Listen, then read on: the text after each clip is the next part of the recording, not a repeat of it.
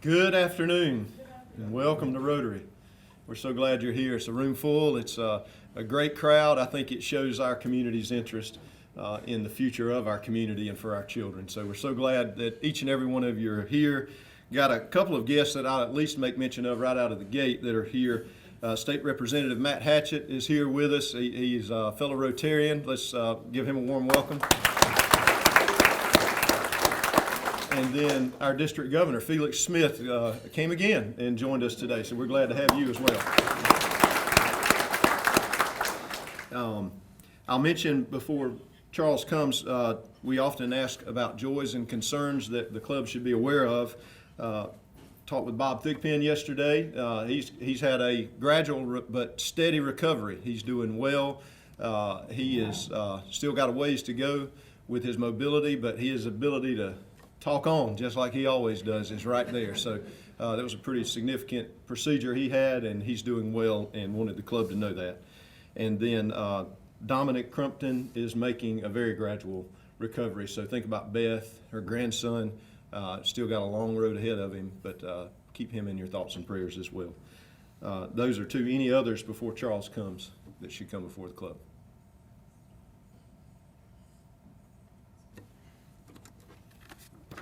Charles. It's always nice to find out that you're going to be praying when you get to the food line. So welcome. Let's pray. Father, thank you so much that we are here even yet now because of your mercy.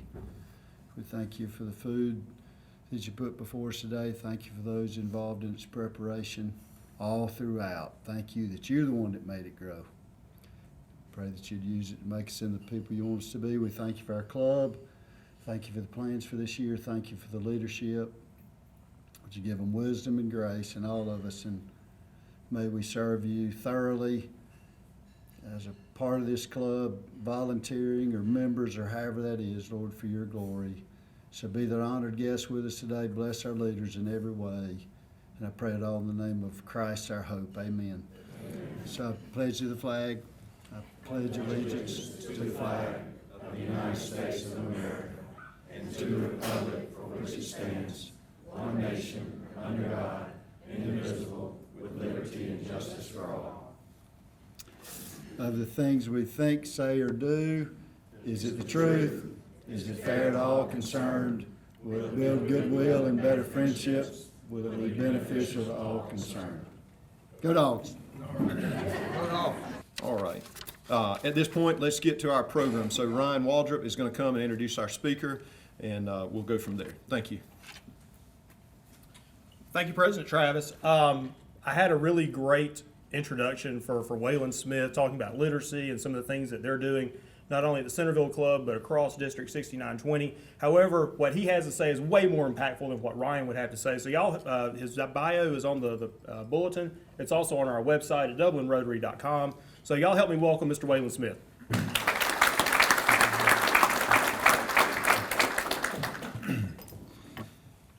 Thank you for the introduction, for the opportunity to be here to speak to you today. I'm among friends. I know a few too many of you because I grew up in Wheeler County on a farm. Seal Best used to be Seal Smith. I watched her play high school basketball. So we go back a ways, so I have to be careful when I get this close to home where I grew up, because some people here know where the bodies are buried, right? I don't have long, so I'm going to kind of dive right into it. There's a project that's very close to my heart, and I hope today, in the process of telling you a story and asking for your help, that you'll agree with me by the end of this time.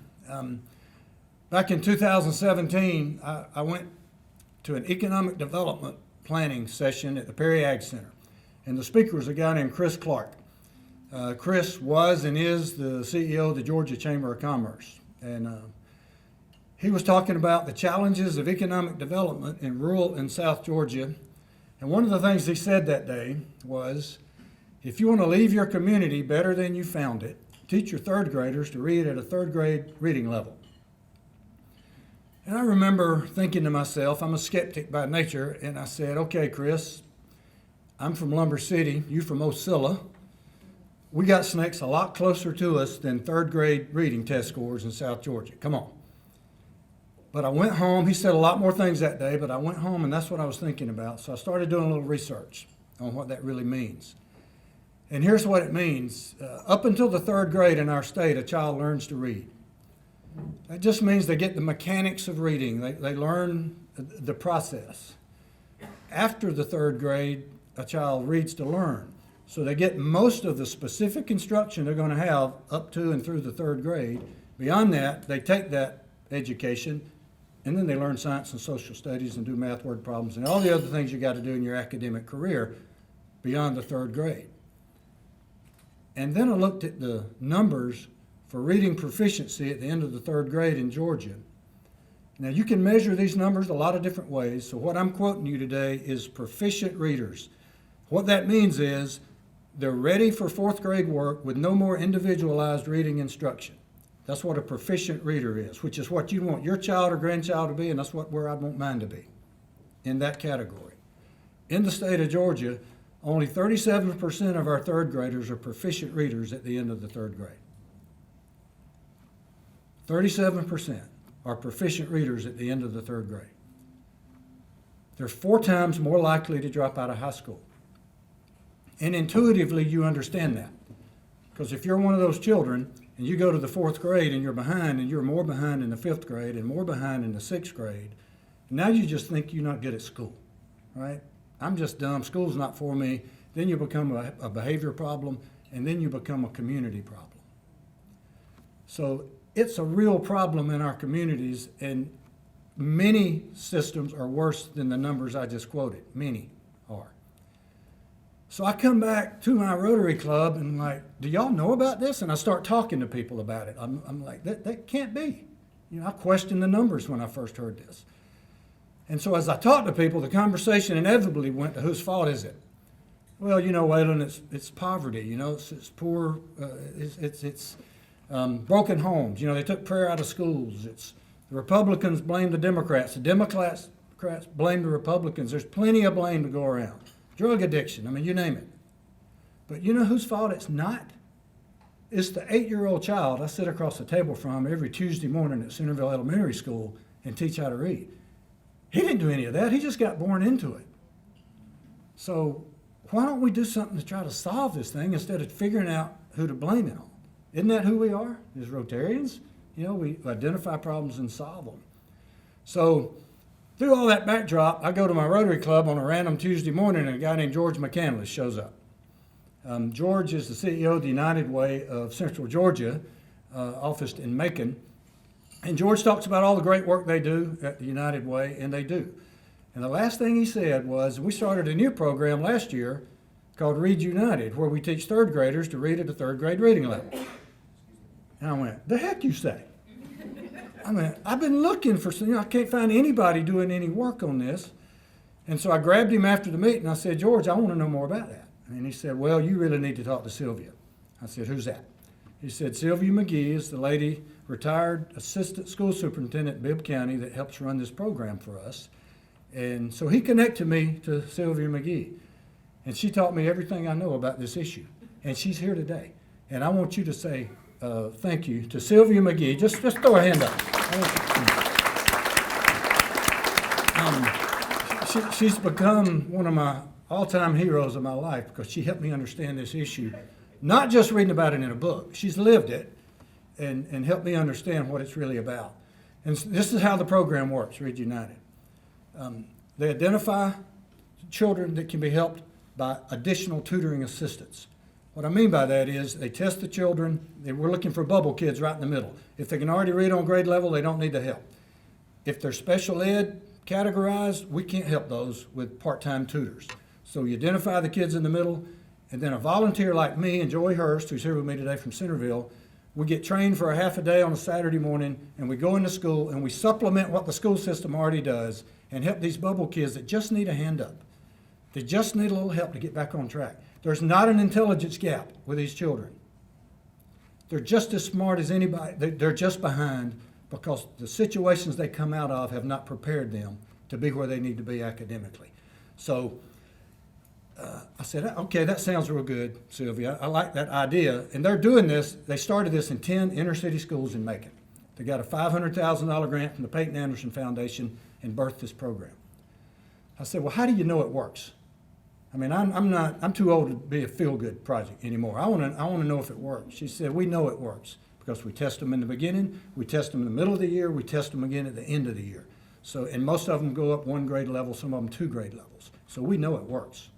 I went, I like that. As a business guy, I like measurable results. I said, all right, so you sold me. How do I do this at my Rotary Club? Because we'd like to participate, do it in a school in Houston County. She said, well, we've never done that before. You know, we've never partnered with an outside organization to pull this off. But yeah, you know, I guess if you could go out and recruit 20 volunteers and raise $10,000 and convince the school principal that it'd be a good thing for that school, maybe we could do that. I said, $10,000? She said, well, somebody's got to pay the site coordinator. There's one paid position at the school that is involved with the testing of the children, that coordinates getting the children out of class, bringing them to the reading room, and coordinates with all the volunteers so everything runs on time. And we're not a burden to the school. You know, we want to be a blessing to the school, not a burden. And I said, okay, I get that. I also believe in having skin in the game. So I go back to my Rotary Club, who has a $6,000 annual fundraising goal. We have 20 members. And I said, hey, y'all, we need $10,000 a year to do this program. And we passed the bucket, and they said, I don't know about forever, but how about this year? In about a week, we raised $10,000. Then I went to Sylvia, the principal at Centerville Elementary School, Ruth Ann Bowden. I lost her name there for a minute, Sylvia. And she was a first-year principal, and I said, hey, we're from the Rotary Club. We're here to help you. We're going to help you. She said, okay. I'm busy. You're going to take my children out of class during school and tutor them and send them back? I said, I don't know. I said, okay. So I called Sylvia and said, I need help.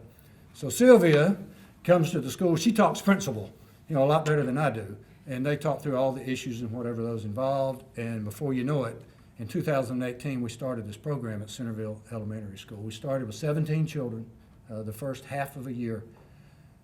And to date, we have helped 120 second and third grade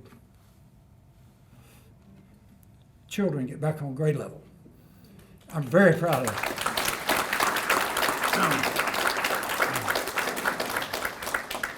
You can't see this picture. I know you can't see it. That's from the end of the year party we had this year. We worked with 45 students this year at Centerville Elementary. One of them has 4 suckers sticking out of his nose. But it's fantastic. One of the things I struggled with in the beginning is the scope of this problem. You know, I couldn't understand how so many children could be this behind. And my granddaughter Finley just finished the 2nd grade. When she was in the 1st grade, her teacher sent a note home that said, Finley's struggling with her sight words and needs a little outside help. And my wife told me about that, and I said, this is a crisis. I'm tutoring children at Centerville Elementary, and my granddaughter's struggling reading in the 1st grade. I said, that can't be. So I called my daughter, and I said, y'all got to get off Netflix over there and help Finley get straightened out. So for 6 months, every time Finley showed up at my house, she's reading a book. And I get my curriculum guides that we use for Read United, and I'm bringing them home. We're doing sight words. We're doing, you know, Finley just finished 2nd grade at a 4th grade reading level. So she had a network around her. Her mom and dad, her grandparents on both sides are all teaching Finley how to read. My favorite child that I've worked with in this program so far, his name is DeKing. Little boy, great athlete, travel football player, 8 years old. Just light up a room when he walks in, and everybody loves DeKing. All the other kids love him. Struggling reader when he got there, really struggling. So about mid-year, he was doing great, you know, really making progress. And Suzanne is our site coordinator, and Suzanne said, do you know his story? And I said, all I know is he wants to play for the Falcons. And she said, no. She said, he lives with his aunt, his mom's in prison, and his dad's not a part of his life. And I went, I said, where's his network? You know, when he gets a note home from his teacher, where's it going? It's going to nowhere. That's where that note goes. The kids you saw up on that stage, they're not all like that, but a lot of them are like that. And me and Joy, or his network, when we're working with him, kept him caught back up and be on grade level. You know, one of the problems, if you can't read at the end of the third grade, is you're in a perpetual poverty cycle that you can't punch your way out of. Because if you can't read, I'll just tell you, Dr. Norris Price is the school superintendent in Baldwin County, school superintendent of the year last year. We're in a United Way planning meeting one day, and we're talking about poverty, how to help with poverty in Middle Georgia. And the thing went on for an hour, and she finally said, you know, I admire your efforts to eradicate poverty. She said, but hear me on this. Any road to solving poverty goes through education. She said, a child that graduates high school has 3 good options. You can go to college, go to tech school, get a job making a living wage and support his family. A child that doesn't graduate high school has mostly bad options. And she said, if he can't read at the end of the 3rd grade, there's a real good chance he's not going to graduate high school. So you got a flashing red light here in the 3rd grade that you got to do something with if you ever want to deal with poverty in your community. I went, man, that's pretty good. You have a community problem. We all have a community problem, and it needs a community solution. This is not the school's fault. If you're, just put yourself in the place of a 4th grade classroom teacher. Shows up on the first day of school. She's got 24 bright-eyed, bushy-tailed 4th graders ready to go to work, and 16 of them can't read. What's she going to do with that? I mean, what would you do with that? You know, it's a very difficult problem to solve. It needs help from members of the community, and that's what this program does. You're not blaming anybody. You're coming alongside the school system, who is overwhelmed by this, and you're going arm in arm to solve a problem in your community so that your economic development can be better in the future. All the things about it. You got to have a literate workforce, and it starts at 3rd grade reading. You're sitting in the greatest service organization in the world, and you're partnering here with one of the greatest human need organizations in the world in United Way, 2 global brands that can come together and do something great, one child at a time, one school at a time, one community at a time. And I urge you to consider participating in the Read United program. Felix Smith, our governor. Am I out of time? Almost. No, I'm good. Felix, what if we all did this? What if from District 6920 goes from Macon to Brunswick and Savannah in a big oval circle? What if we all got involved and did that? What a difference it would make. Shining a light on it. Just if nothing else, bringing exposure to it. Not blaming anybody, nobody arguing over whatever, just solving the problem for children. And you know, they're starting to do that already. Savannah is starting in 2 elementary schools this fall, Savannah Rotary Club. Swainsboro, I think, is real close, Sylvia, to starting this program at a school in Emmanuel County. Valdosta is kicking tires pretty hard. Berrien County in Nashville is looking at it. Augusta is starting to look at it. There's momentum building on this issue. And just what if? What if we could do that? And if you want to leave your community a better place than you found it, if you want to leave Dublin, Georgia, a better place than you found it, teach your 3rd graders to read at a 3rd grade reading level. Thank you for your time.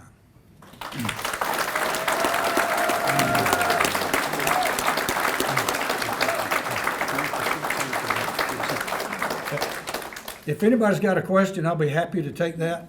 I know we're about out of time this morning, but I'll be happy to address it. I ran through that in a hurry. We're okay. We're good? We're good? I get asked this question a lot, so I just start with this one. Do all the volunteers have to be in your Rotary Club? And they don't. You know, our club had 31 volunteers at Centerville Elementary School this year. 14 of them were Rotarians. 17 came from within the community because the word's gotten out. And we get, now it's just word of mouth through the school system. And I'll tell you this, they were skeptical of us when we first went into the school. And our school board was skeptical because you're going to take them out of class from a trained teacher that's teaching them how to read and make it better? You got to tell me that again. But now they roll out the red carpet when we come in. I mean, we're like high-fiving the teachers in the hall. They love what we do because they know it helps. And it's well-run, it's well-organized. It doesn't create chaos for them in the school. And that's because of Sylvia and her team at United Way that put this thing together. They do a really good job with it. Any other questions? I do. All right. What kind of time commitment do you have for what you provide for that student each week? Okay. I go 1 hour a week into the school. I work with 2 students, one for 30 minutes and another one for 30 minutes. And sometimes Joy gets that same student on Thursday when she goes in. So we do, the child gets tutored twice a week. The volunteers go in once a week. And the training, we don't try to do intensive instruction. We partner with the teachers. We work on fluency, comprehension, and vocabulary. Thank you. We don't try to teach phonics. That's the school's job to do that. We're not qualified to do that. I'm an insurance guy. I'm not a retired insurance guy. They don't want to train me to be a school teacher. But they can train me and you to do the things we need to do to supplement what the school's doing to help these children get back on track. And it works. They do get back on track. I sneak a peek at the numbers of the ones I work with. You're not supposed to do that. There's HIPAA rules about that stuff. I'm sorry, Sylvia. I shouldn't have said that out loud. Yes, ma'am. You said second and third grade, but earlier you said you were sitting across the table from an 8th grader. So is it multiple? I meant 8-year-old. Okay. I meant 8-year-old. I'm sorry about that. So it's only second and third grade that you work with? Well, in our club, yes, we do second and third grade. The immediate need is third grade. I feel the most. I almost feel like we're rescuing these kids. If they get out of third grade and they didn't get the help, there's no plan to catch them up. If they don't have a network, good luck. They're going to be. So my heart goes out to the third graders, but at Centerville, we've met that need, so we've dipped down into the second grade now. And it's more effective the earlier you start, actually. So if you can get them in second grade and you got enough volunteer support to do that. Or first grade, Sylvia says, she's a big believer. United Way of Making goes down to birth. I mean, they got programs that go into the homes.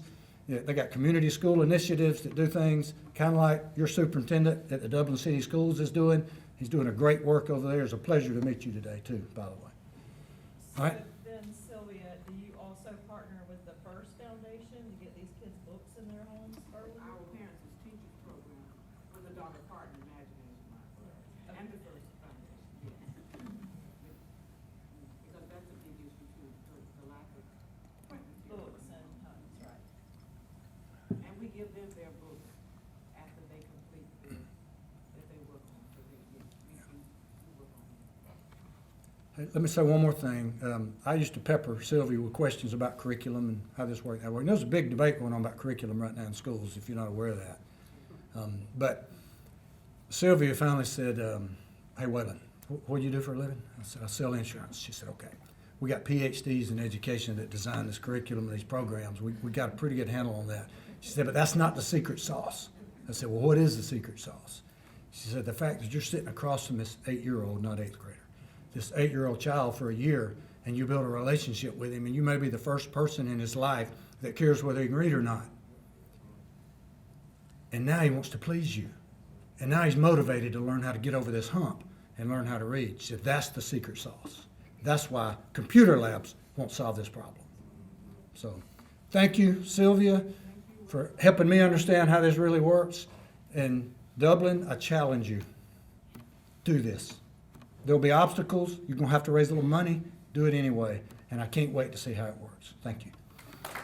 David sells cars well at Dublin Nissan. Scott sells cars well at Dublin Nissan. Dylan sells cars well at Dublin Nissan. We do cars well every day at Dublin Nissan.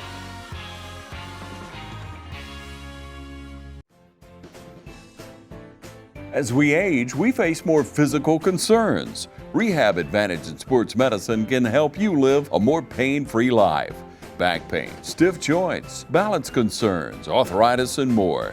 Rehab Advantage in Sports Medicine can help you improve your quality of life. Call for a free evaluation today. 478-275-1800. Rehab Advantage in Sports Medicine accepts referrals from your doctor, or no referral is needed with direct access for up to 8 visits. So call for your free consultation today. 478-275-1800. Rehab Advantage in Sports Medicine, 911 Hillcrest Parkway in Dublin, or at rehabadvantagesportsmed.com. So, sorry we didn't recognize you, baby, when you first showed up today as our guest, but I'll tell a little story.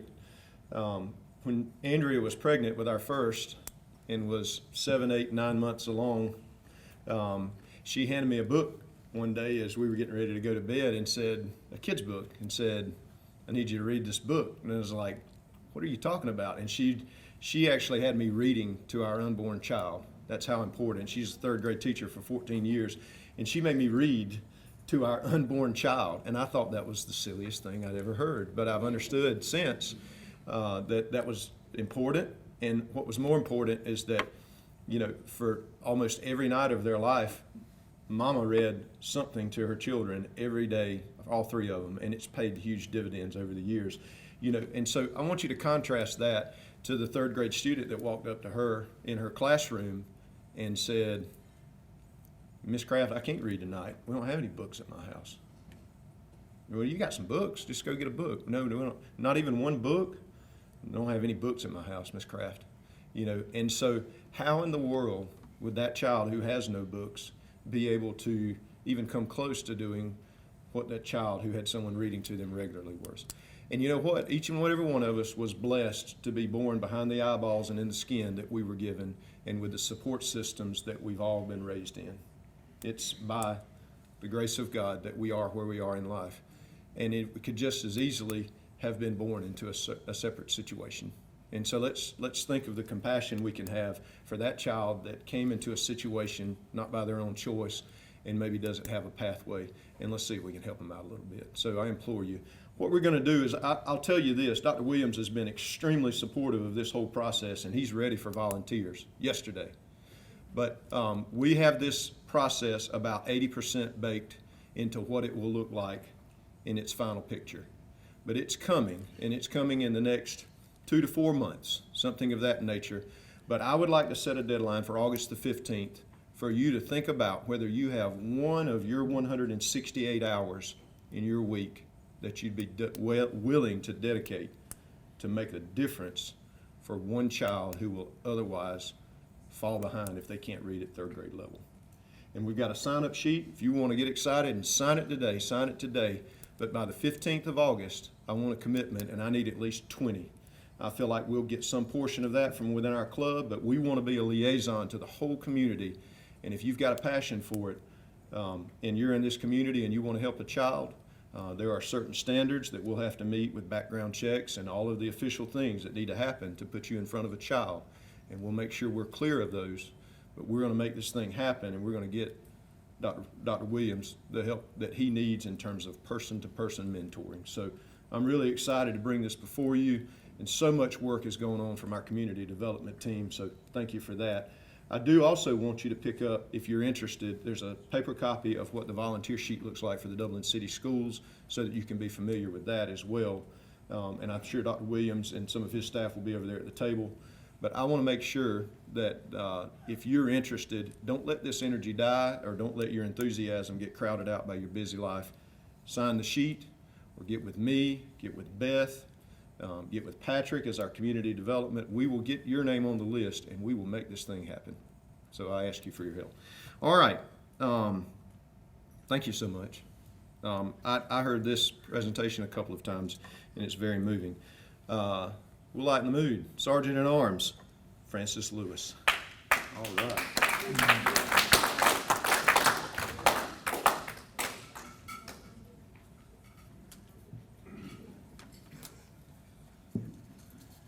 I would tell you how touched I was by that applause, but I wasn't.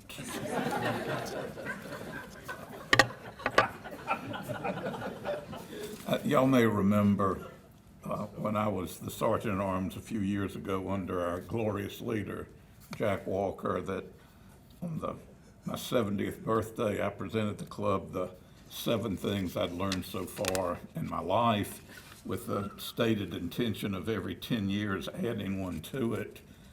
And it has occurred to me that that might be overly optimistic. So I've decided this, on our first little visit during this Rotary year, I was going to give you the 8th one together with the 7 right now, instead of hoping for the best in 7 more years.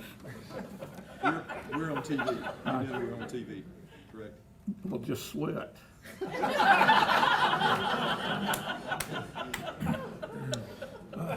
Number 1 was, if you can keep your head while all about you are losing theirs, you probably don't realize the true gravity of the situation. Number two, the only way to become old and wise is to survive being young and stupid. Number three, there are no atheists on the second pass at the runway. 4, money will not buy happiness, but I've discovered that neither will poverty. Number 5, you only live once, but if you do it right, once is enough. Number 6, one of life's great difficulties is that intelligent people have doubts, while stupid people have none. Number 7, it is better to remain silent and be thought a fool than to open one's mouth and remove all doubt. Number 8, our new one for my 80s. The only friends who matter are the ones you can call at 3 o'clock in the morning. Stay tuned for the 90s.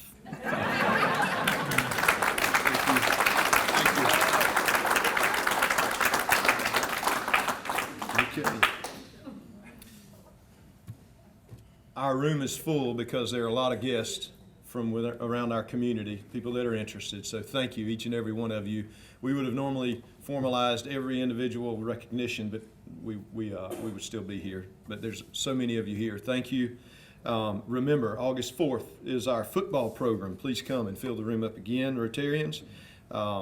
If there's no further business to come before the club, other than making sure you contribute to the cart buckets that are on your table for Alzheimer's care and research.